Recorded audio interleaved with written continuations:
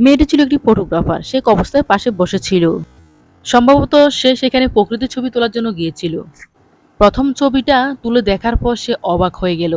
আশেপাশে কিন্তু কোনো জনমানব ছিল না। মেয়েটি খুব ভয় পেয়ে গেল এবং সে আবার একটা ছবি তুলল। দ্বিতীয় ছবিটা দেখার পর সে আরো বেশি অবাক হয়ে গেল। সে সামনে বারবার তাকাচ্ছে কিন্তু সে কিছুই দেখতে পাচ্ছে না। সে স্থান থেকে দ্রুত চলে যাওয়ার জন্য সে প্রস্তুত নিল এবং গাছের আড়াল থেকে সে আরেকটা ছবি তুলল।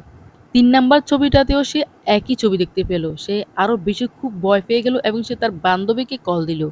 তার বান্ধবীকে সবগুলো খুলে বলল। কিন্তু বান্ধবী পাত্তা না দিয়ে খুব হাসতে লাগলো এবং বিশ্বাস করতে চাইল না। মেয়েটিও খুব অনুরোধ করছে বিশ্বাস করার জন্য।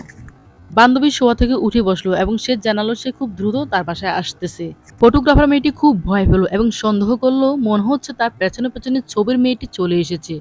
তারপর কি হয়েছিল পরবর্তী পার্ট দেখার জন্য ভিডিওতে একটি লাইক দিবা, চ্যানেলটি সাবস্ক্রাইব করে পাশে থাকবে।